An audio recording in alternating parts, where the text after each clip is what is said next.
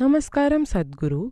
मेरी एक बचपन की दोस्त एक असहज पारिवारिक माहौल में पली बड़ी है, क्योंकि उसके माता पिता के बीच अजीब रिश्ता था, जिससे उसे प्यार की कमी महसूस हुई और उसने लगातार झगड़े देखे। तो कई वर्षों में मैंने उसे बहुत ही अलग थलग देखा है।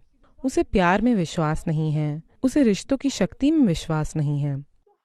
तो ऐसे जहरीले रिश्तों के गलत असर से हमें कैसे बचना चाहिए? देखिए, सभी अपने दुखों के लिए कोई ना कोई बहाना ढूंढ रहे हैं। मेरे माता पिता ऐसे थे, इसीलिए मैं ऐसी हूं।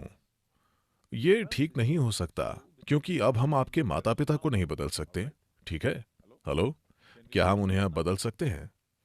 तो आपको ये समझना होगा कि खासकर यदि आप जीवन में कठिन या भयानक चीजों से गुजरे हैं, क्या ये महत्वपूर्ण नहीं कि आप दूसरों से जल्दी समझदार हो जाएं?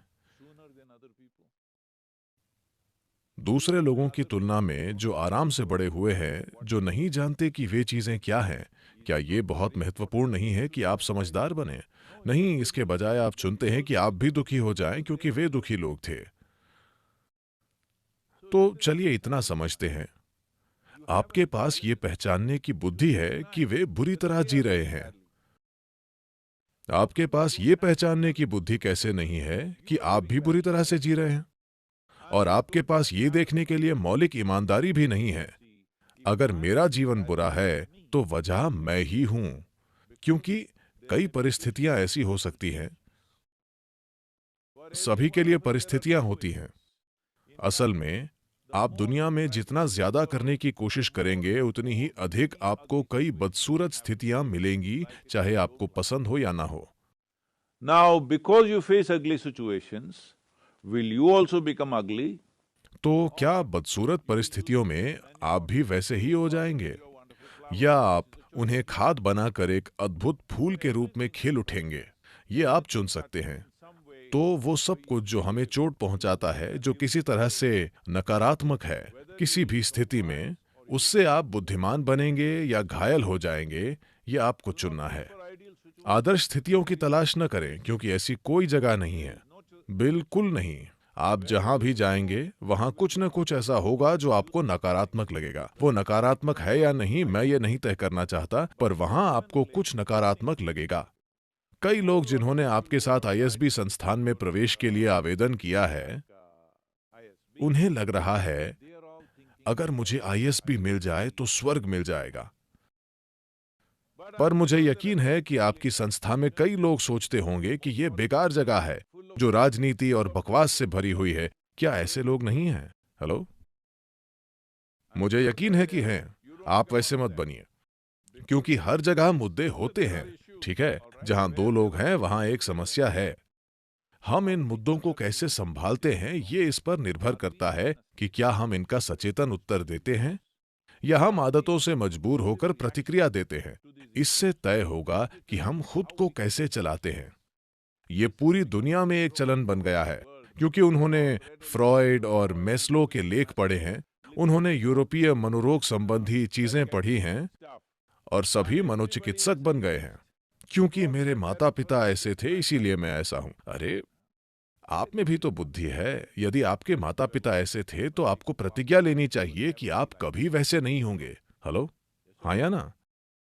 अगर आपके माता पिता बुरी तरह जीते थे, अगर ये सच है, मुझे तो ये भी नहीं पता कि वे बुरी तरह जीते हैं या नहीं, ये उनकी धारणा है। ठीक है, हम नहीं जानते कि वे कैसे जीते थे, पर उनकी बातों को सच माने तो अगर वे बुरी तरह जिए, तो क्या ये आपका काम नहीं है कि आप कभी ऐसी गलतियां न करें जैसी कि आप अपने जीवन में कर रहे हैं? क्या मानव बुद्धि ये नहीं कर सकती, या इंसान की बुद्धि ऐसी है? कुछ लोग चूहों का अध्ययन करके इंसानों के बारे में तरह तरह के निष्कर्ष निकालते हैं। मनुष्यों के बारे में कई प्रयोग चूहों पर होते हैं। चूहों का व्यवहार देखकर लोग कहते हैं कि अरे, मनुष्य ऐसे होते हैं। क्या ये दुख की बात नहीं है? आप इस ग्रह पर सबसे विकसित प्राणी हैं।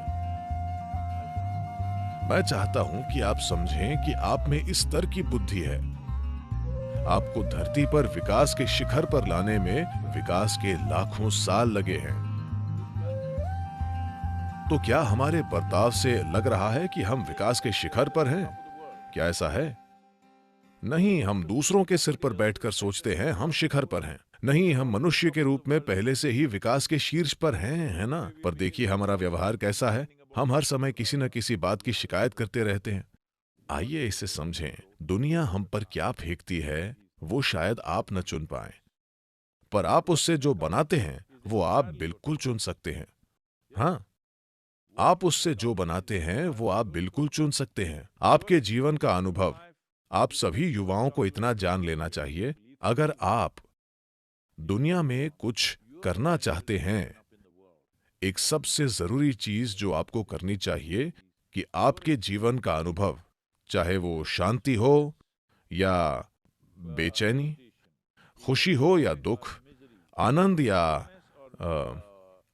पीड़ा, जो भी आपका अनुभव है, आपका अनुभव पूरी तरह से आप बनाते हैं। दूसरे लोग वही कर रहे हैं जो वे चाहते हैं, उनका अपना नाटक, पर आपकी प्रतिक्रिया की वजह से आपको अनुभव हो रहे हैं। अभी अगर मैं आपको गाली दूं, मैं बस ऐसा कह रहा हूं, मान लीजिए मैं आपको गाली दूं, गाली मेरे मुंह में है, ये गोली नहीं है कि आपको लगेगी, पर आपकी प्रतिक्रिया की वजह से आपको दुख होगा, है ना? मान लीजिए मैं आपको तमिल या तेलुगु या कन्नड़ में गाली देता हूं, ये आदमी समझ जाएगा ये एक समस्या है, पर अगर मैं मुस्कुराकर आपको ऐसी भाषा में गाली दूं जो आप नहीं समझते हैं, तो आप सोचेंगे कि मैं अच्छी बातें कर रहा हूं और आप मुझे अच्छा जवाब देंगे। तो मैं बता रहा हूं, अभी आपके साथ जो हो रहा हो, आपका अनुभव 100% आप ही तय करते हैं। मानव अनुभव भीतर से होता है, बाहर से नहीं। बाहरी प्रभाव है, हम उन्हें खुद को कितना प्रभावित करने देते हैं। जब तक कि वे भौतिक स्थितियां न हों, आप युद्ध में हो, कोई आप पर गोली चला रहा है तो अलग बात है, ठीक है? उससे एक अलग तरीके से निपटना जरूरी है। वहां भी एक सचेत प्रतिक्रिया से आपके पास जीवित रहने का बेहतर मौका होगा। तो मनुष्य होने का सौभाग्य ये है कि हमारे पास ये तय करने की बुद्धि है कि हमारे जीवन का अनुभव क्या होना चाहिए। दूसरे जीव स्वाभाविक, सहज, मजबूरी से भरी प्रतिक्रिया देते हैं। हमें इससे ऊपर होना चाहिए, पर अधिकांश मनुष्य इसके खिलाफ जाकर आदतों से मजबूर होकर बर्ताव कर रहे हैं। और सबसे बढ़कर माता-पिता, वे वैसे ही जी रहे हैं जैसे वे सबसे अच्छी तरह से जानते हैं, है ना? उन्हें कुछ बेहतर पता होता तो वे बेहतर करते। वे अपना सर्वश्रेष्ठ कर रहे हैं।